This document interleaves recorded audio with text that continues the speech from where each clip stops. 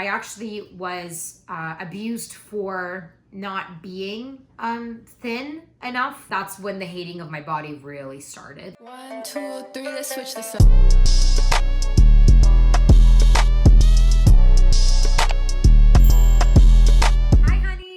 Welcome back to my channel. My name is Anastasia, also known as your fave social media girl. If you are new, you know the drill. Don't forget to subscribe. I would really appreciate it, and my channel would appreciate it as well. And don't forget to hit the notification bell button so you know every single time that I post, which is on Fridays. This week's video is going to be a little bit different. I know usually this is like my non-acting video, and I wanted to talk about this because a few reasons. I think this topic about fitness and being fit and kind of being like the social media sort of fit girl or fit boy or whatever, I think it's a really hot topic. And I think I also wanted to tie this in a little bit into acting because I have struggled so much in the acting career, having this like stigma of I'm not technically fit, I'm not the sort of LA, I don't have a six-pack abs, I don't have a flat stomach, you know? So I think there's a little bit of stigma of that because I don't have the ideal muscular tight body, I'm not going to be wanted in this industry, which is a huge problem I have. And I think we're actually changing things. I really do feel like we are going in a different space. I think we're moving in a new direction. So I wanted to talk about this. I wanted to like share light about my fitness journey. How's it been for me? I think I wanted to also kind of show you honeys a little bit of what helped me sort of love my body and love my entire fitness journey. And hopefully this could resonate with some of you. And if it doesn't, then I just hope you enjoy my story and enjoy the video. So let's get into it.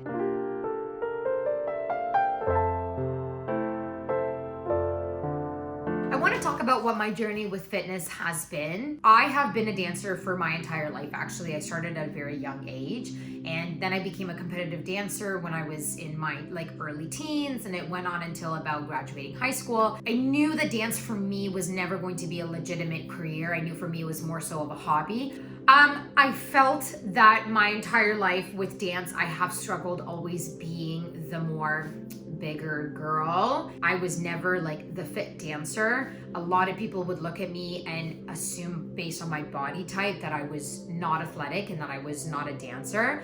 I think a lot of it has to do with genetics, and I think it also has to do with hormones. Genetically, I'm Ukrainian. I'm 100% pure Ukrainian, and in Slavic countries, women like have bigger hips, have a bit more of the fuller stomach, and that's just like ancestrally, genetically how it's done in my country, and a lot of the women in my family are like that. So for me to have sort of the fit girl body is very difficult to achieve and takes a lot of sacrifice, and it takes a lot of strict regime that I just don't really even have the brain power to do, like, to be honest. And I think with that, I struggled with the dance because it was hard for me to connect with a lot of the dancers. It was hard for me to do a lot of the things, and I looked like an outcast. And I think that was probably like my first start before I went into theater school of me kind of not being in love with my body. And when theater school came around, I actually was abused for not being thin enough for my professors, and they would judge me based on my body and my body type.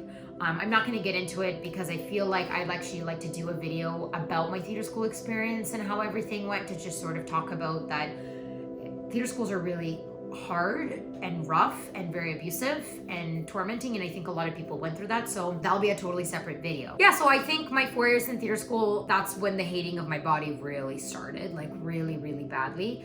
And we were sort of, and I can't say really we, but I was sort of taught in every sort of interview we have at the end of the year with the professors, they would sort of brainwash me saying that like I essentially need to lose some weight because as an actor, I always need to be very like a straight size is what they're, you know, considered called. And for me, that was not an option because I didn't even know how to achieve that, and I didn't really want to achieve it, and it was going to take a lot out of me. So when I graduated from theater school, I started going to the gym, and I knew for a fact that I started going to the gym for all the wrong reasons, but at the time I didn't realize this. And I learned a lot. I did a lot of things, and I ended up losing, before COVID actually, roughly 30 pounds. And I mean, I'm not gonna lie, I looked great, yes, but achieving that 30 pounds less took so much, so much mentally, emotionally, physically out of me.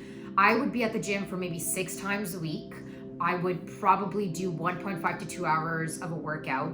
I actually never ate breakfast, so I would wake up, have a cup of coffee, then go straight to the gym, do the workout, and then probably not eat until like 2 or 3 p.m. And then at the time, I still was at my serving job, but my serving job, I was doing it full time. So then I would just go to my serving job and have my dinner, and that was it. And I was really unhappy. I was very, very unhappy. I felt like I had to do this gym stuff. I felt like I had to be fit for acting. I believed that I would never get an agent unless I was that minus 30 pounds. And unfortunately, it was all the stigma of theater school that was built up within me that I never healed, that ended up pushing me to that point of just being at the gym, because I was obsessed with being known as a fit girl, or I want people to look at my body and be like, oh, she works out. Yeah, so that has been like my fitness journey. It's been a hard one, because then when COVID hit, obviously all the gyms were shut down. In Toronto, we've had the longest lockdown in probably all of Canada. And it was really hard. Mentally, it was really tough. I'm not a person to work out at home. I can't do it. I started to really kind of freak out, where I was like, what's gonna happen to me and my body? I'm gonna gain all the weight back. And I got really scared that by gaining all the weight, I was not gonna be defined as an actor. I was not gonna be defined as beautiful. And this was really, really hard on me mentally. I think about halfway through, or a few months into COVID, I think I was at my lowest point.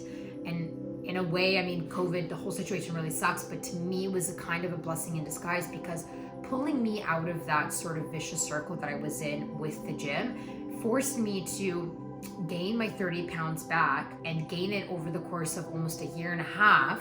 And on top of that, sort of relove my body and relove the body that I'm originally supposed to be at, and then kind of go back into fitness when I'm ready, when I've healed, and when I've loved my body. Now, I love my body.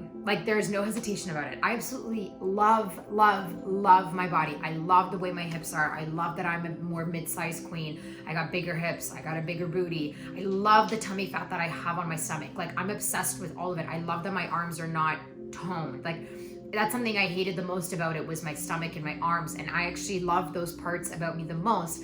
It took me a while to get there, but I'm really proud of myself that I actually ended up getting there. So I think for me in this whole video is I wanted to make it more of a lesson. I'm just afraid seeing young 18-year-olds sort of believe that the only way they can be an actor or really be anyone is to have a fit body, and that's not the case. I follow, she's a friend of mine, Gina. I could link her down below. Her Instagram is @workoutwithgina. She blew up over COVID because of fitness, and some of the interesting things that she says on her Instagram, she talks about where she says that you need to love the body that you're originally in, and before you started going to the gym. And it is so true. You have to find the love for the body that you're at, with the little, let's say the extra fat that you have, if that's the way you want to look at it.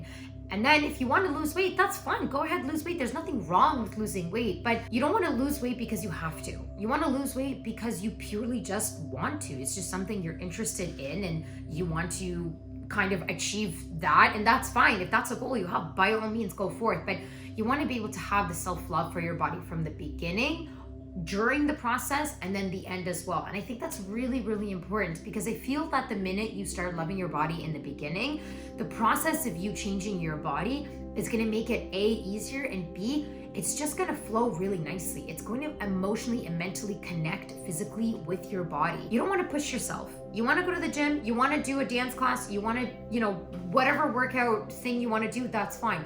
Don't push yourself. Don't overwork yourself. I used to do that. I used to go 6 times a week, and there was times where I could barely even walk to the gym because my hip was busted, my back was out of place, I had muscle spasms on my left side. I should have not been going to the gym in that state. There's no way. I could barely even make it out of my bed to the bathroom. But I was so obsessed with wanting to be that perfect body type, social media body type, not just for me, not even for myself, for acting and other people, that I was destroying myself. I was absolutely destroying my body. Yeah, so don't work out for anyone else except for yourself. You already know that. It's the same thing with love yourself before you love anybody else, because RuPaul always says, how can you expect anyone to love you if you can't love yourself? Love the body that you are in before you start going to them for the sake of, like, you know, if you want to lose weight.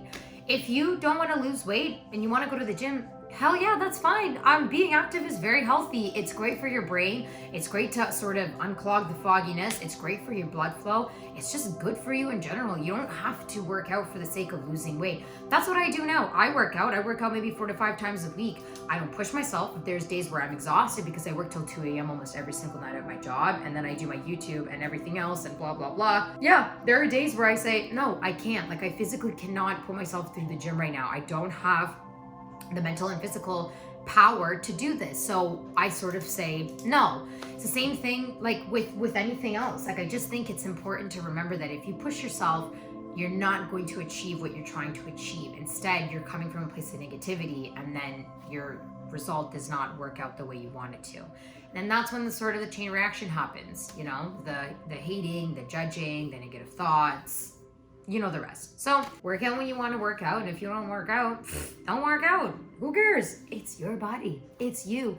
You do what you want to do, honeys. Nobody's going to tell you that. Okay? You don't validate anyone else but yourself. Only you can validate you. Period. Your body type, I'm sorry, but do not look at social media and then have your body type defined by social media. Like, that really actually makes my blood boil. Actually, so funny though. I just remember this. Today, I chose to film my journey with fitness. And actually today, I received a message from some ding-dong turkey head telling me that, literally, his words, lose some weight, you fat bitch. I'm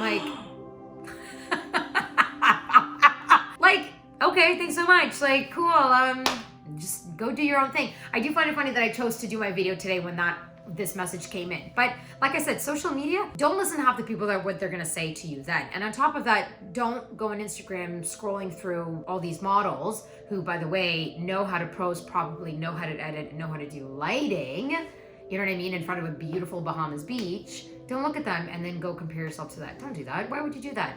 No, okay, that's not good for you. I guess I want to finish with saying that if, primarily, I'm talking about actors, if you're an actor, I just want you to remember that you can be an actor with any body type you want. I got signed with the body that I have. I have an agent because this agent loves the way I look, loves who I am, loves my personality, and loves the work that I do. It has nothing to do with anything else, okay? They are not making me to lose weight. They are not making me to change anything about myself. They took me for who I am. And that same thing will happen to you. Do not change yourself. Do not change your body for anyone else. Be an actor if you want to be. Be a dancer. Be a lawyer. I don't know. Who cares? Your body is your body, and you're always going to be beautiful. That's a great message. Thank you. I Aw. Well, honeys, this is the end of our video. I'm really excited that I got to do this video. I've been wanting to talk about my fitness journey for a while. I've had a few people actually ask me about my fitness journey on my Instagram, which, by the way, if you're not following me, go follow me at Anastasia_Pure, because guess what? I am your body positivity queen. I'm the self-love queen, and I'm here to, help you all get on your journey. Okay, honeys, I love you. Don't forget to subscribe. And of course, I'm going to see you all next Friday. Bye, honeys.